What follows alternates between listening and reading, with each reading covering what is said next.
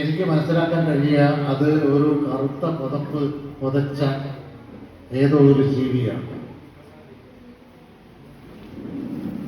എന്നാൽ ആ കറുത്ത പുതപ്പ് എൻ്റെ കണ്ണിൻ്റെ കാഴ്ചയിലുള്ള ആ കറുത്ത പുതപ്പ് മാറ്റിയാൽ എന്നാൽ അതൊരു മൃഗമല്ല, അതൊരു മനുഷ്യനാണ്.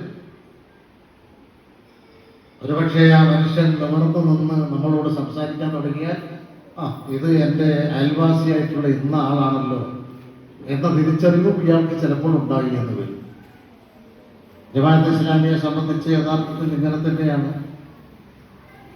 ടി കെ അബ്ദുള്ള സാഹിബ് നമ്മുടെ നാട്ടുകാരൻ തന്നെയായിട്ടുള്ള മറവും റഹിമഹുള്ള അദ്ദേഹം പറയാറുള്ള ഒരു തമാശ,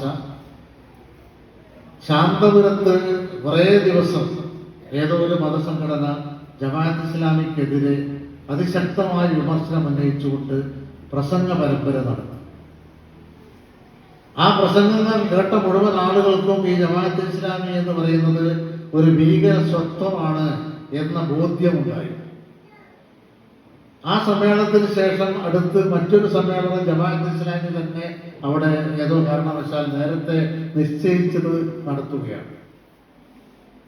അപ്പോൾ ഈ ജമാഅത്ത് ഇസ്ലാമി സമ്മേളനത്തിലേക്ക് ആളുകൾ ഇങ്ങനെ വരിവരിയായി നടന്നു വന്നുകൊണ്ടിരിക്കുമ്പോൾ വീട്ടിനകത്തുന്ന സ്ത്രീകൾ നേരത്തെ കേട്ട വയത് മനസ്സിൽ വെച്ചുകൊണ്ട് ഈ വരുന്ന ആളുകളെ അത്ഭുതത്തോടുകൂടി നോക്കി തുടങ്ങി.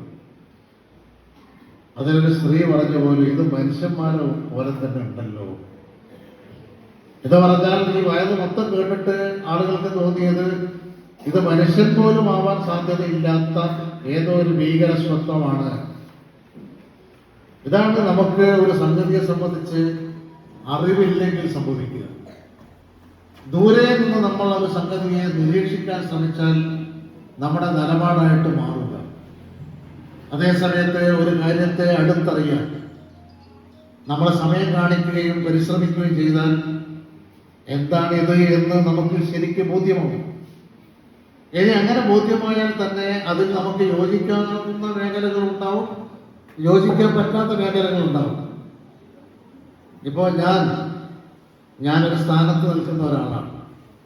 ജമാഅത്ത് ഇസ്ലാമിയുമായി ബന്ധപ്പെട്ട് ഞാനൊരു അധ്യാപകൻ കൂടിയാണ്.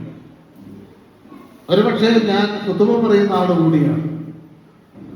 എന്നാൽ ഈ ഖത്തീബും അധ്യാപകനും ഇസ്ലാമിക പ്രവർത്തകനും ലീഡറും എന്നിത്യാദി മേൽവിലാസങ്ങളെല്ലാം ഉള്ളതോടൊപ്പം തന്നെ ഒരുപക്ഷെ അതിനോട് ചേർന്ന് നിൽക്കാൻ സാധിക്കും നിങ്ങൾക്ക് പലപ്പോഴും. എന്നാൽ എൻ്റെ വ്യക്തിപരമായ ചില കാര്യങ്ങളും മറ്റും ഒക്കെ അറിഞ്ഞാൽ എല്ലാറ്റിനോടും നിങ്ങൾക്ക് ചിലപ്പോൾ യോജിക്കാൻ കഴിഞ്ഞുകൊള്ളണമെന്നില്ല. അത് ഏതെങ്കിലും സമൂഹോന്മുഖത്ത് ഞാൻ ചെയ്യുന്നു എന്നതുകൊണ്ടായിരിക്കുകയില്ല. ഒരുപക്ഷെ എൻ്റെ ചില സ്വഭാവമാവാം, എൻ്റെ പെരുമാറ്റമാവാം. എന്നാലും ഞാൻ പറയുന്നത് നിങ്ങൾക്ക് യോജിക്കാൻ എത്രമാത്രം മേഖലകളുണ്ട് എന്നതാണ് ശരിക്കും നമ്മൾ ആലോചിച്ച് നോക്കേണ്ടത്. വിയോജിപ്പിന്റെ മേഖലകളല്ല നമ്മൾ പരതേണ്ടത്, തിരയേണ്ടത്. അത് ജമാഅത്ത് ഇസ്ലാമിയുമായി ബന്ധപ്പെട്ട വിഷയത്തിൽ മാത്രമല്ല, നമ്മളൊരു മനുഷ്യൻ എന്നുള്ള നിലക്ക് ആര് സമീപിക്കുമ്പോഴും അയാളുമായി എനിക്ക് എത്രമാത്രം യോജിക്കാൻ കഴിയുന്ന മേഖലകളുണ്ട് അയാളിൽ എന്നാണ് ഞാൻ പരതേണ്ടത്, ഞാൻ പരിശോധിക്കേണ്ടത്. ഞാൻ അയാളുടെ കുറവുകളും കുറ്റങ്ങളും കണ്ടുകൊണ്ട് അതിനെ വിശകലനം ചെയ്യുവാനും വിമർശിക്കുവാനും അതുവഴി അയാളെ അടച്ചാക്ഷേപിക്കാനുമല്ല നമ്മൾ ശ്രമിക്കേണ്ടത്. എന്ന് മാത്രമല്ല, അങ്ങനെ ശ്രമിക്കുകയും ശ്രദ്ധിക്കുകയും ചെയ്യുന്ന മനുഷ്യന്മാരോട് ആദരവായ റസൂലുള്ളാഹി സ്വല്ലല്ലാഹു അലൈഹി വസല്ലം പറഞ്ഞൊരു കാര്യം, പ്രത്യേകിച്ച് നിങ്ങളുടെ പോരായ്മയും ന്യൂനതയുമാണ് പരിശോധിക്കേണ്ടത്. നിങ്ങൾ അന്യരുടെ ന്യൂനതയും പോരായ്മയും അല്ല പരിശോധിക്കേണ്ടത്. അത് പ്രവാചകൻ പ്രത്യേകിച്ച് അവരോട് നമോഭാഗം പറഞ്ഞുകൊണ്ട് പറഞ്ഞൊരു കാര്യമാണ്. ഞാനിതാ നിങ്ങൾക്ക് അഭിവാദ്യം അർപ്പിക്കുകയാണ്. ആർക്കാണ് ഞാൻ അഭിവാദ്യം അർപ്പിക്കുന്നത്? അവരവരുടെ പോരായ്മകൾ അവരെ ജോലിയിലാക്കിയിട്ടുള്ള ആളുകളോട്. എനിക്ക് എൻ്റെ പോരായ്മ എന്നെ തിരയാനും തിരുത്താനുമുള്ള നേരമില്ല. ഞാൻ എന്തിന് മറ്റുള്ള ആൾക്കാരുടെ പോരായ്മകൾ തിരയണം? ആ അർത്ഥത്തിലുള്ള ആളുകളോട് ഞാനിതാ നമോഭാഗം പറയുകയാണ് എന്ന് റസൂലുള്ളാഹി സ്വല്ലല്ലാഹു അലൈഹി വസല്ലം പറയുകയാണ്. ഇപ്പൊ മുസ്ലിം സംഘടനകളാണെങ്കിലും മുസ്ലിം വ്യക്തികളാണെങ്കിലും മുസ്ലിം മഹല്ലുകളാണെങ്കിലും അവർ നോക്കേണ്ടത് അവരവരുടെ പോരായ്മയാണ്. അതേപോലെ തന്നെ മുസ്ലിം സംഘടനകൾക്ക് തമ്മിൽ തന്നെയുള്ളൊരു പ്രശ്നം എന്താണെന്ന് ചോദിച്ചാൽ, ആരെങ്കിലും എന്തെങ്കിലും ഒരു നല്ല കാര്യം ചെയ്തു പോയാൽ അത് ഞങ്ങൾക്ക് ചെയ്യാൻ കഴിഞ്ഞില്ലല്ലോ എന്നുള്ള ഒരു വ്യാധിയും ആദിയുമാണ്.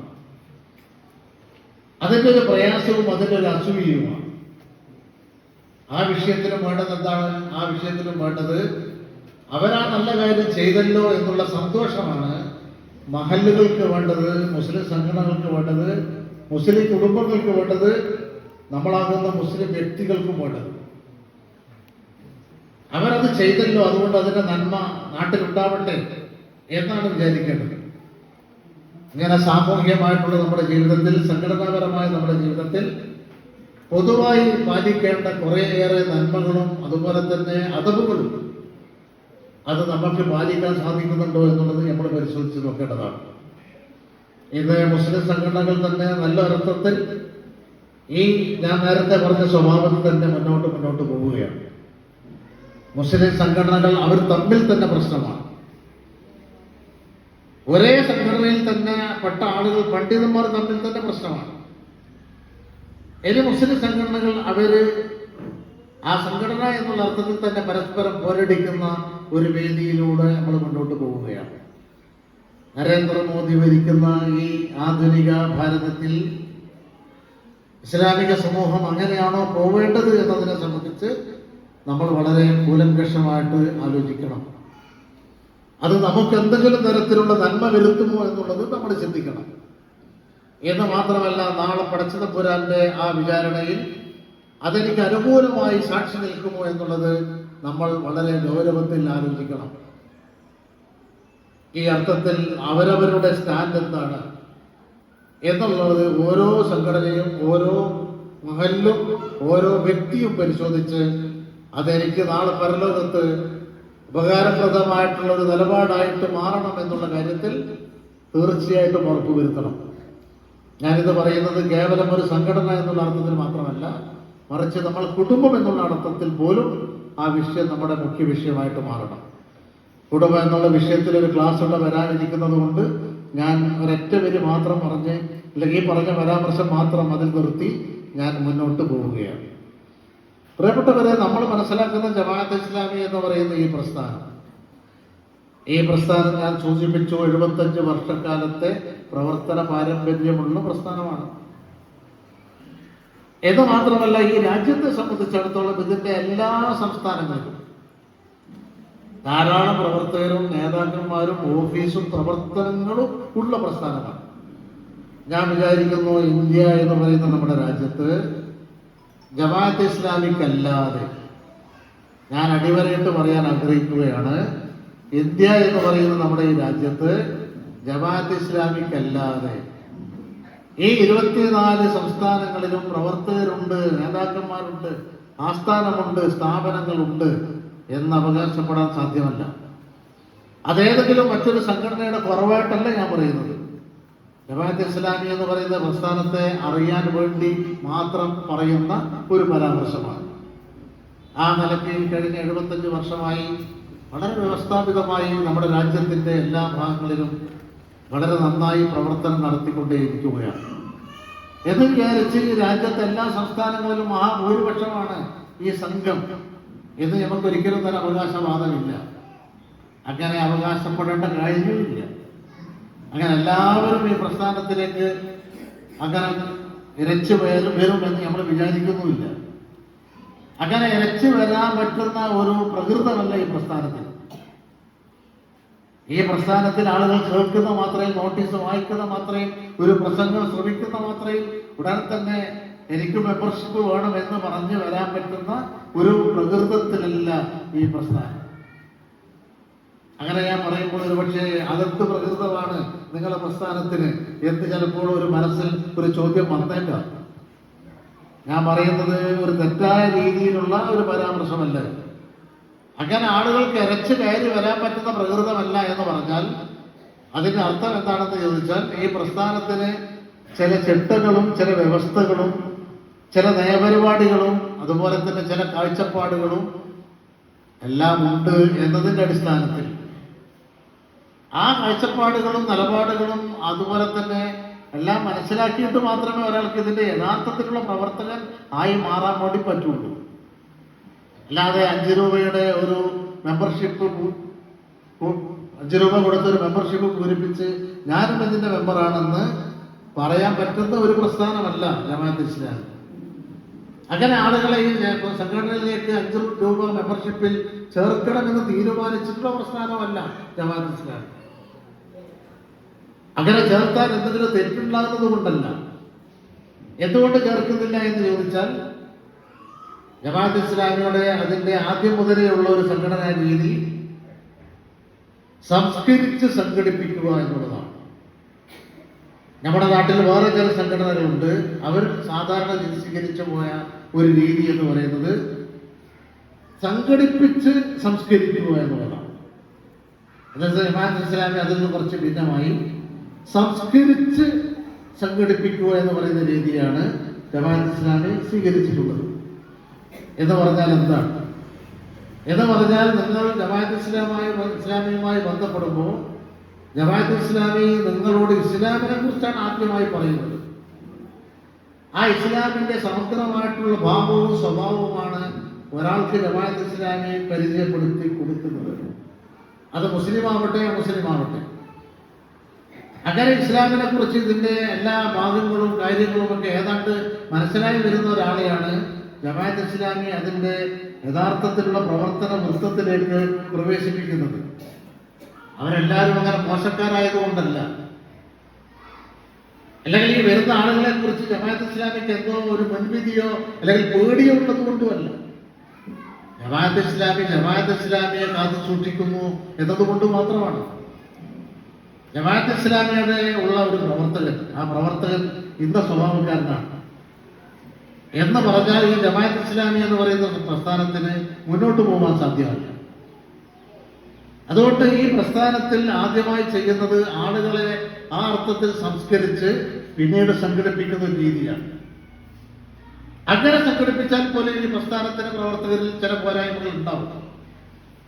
ആ പോരായ്മകൾ ഇല്ലാതാക്കാനുള്ള മെക്കാനിസം ഈ പ്രസ്ഥാനത്തിൽ തന്നെ ഉണ്ട്.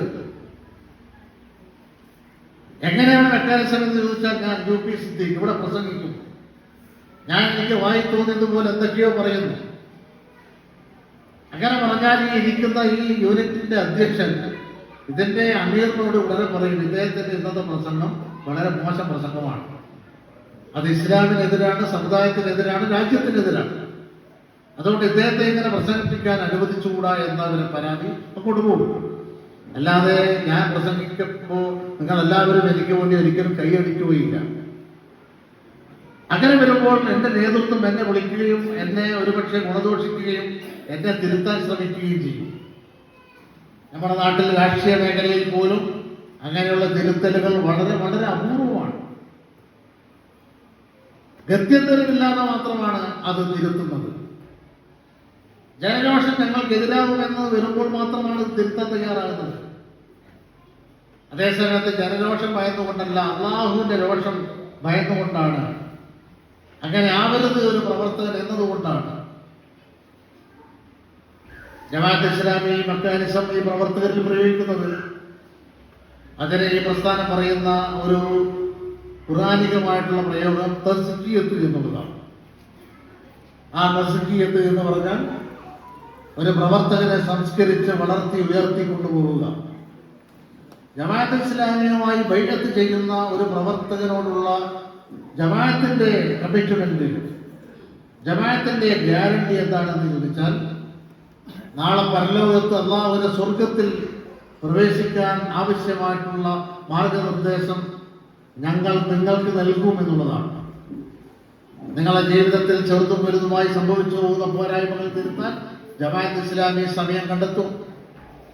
നിങ്ങളുടെ കുടുംബജീവിതം ഊഷ്മളമാവാനും അതുപോലെ തന്നെ നിങ്ങളുടെ കുടുംബത്തെ സ്വർഗീയമാക്കുവാനുമുള്ള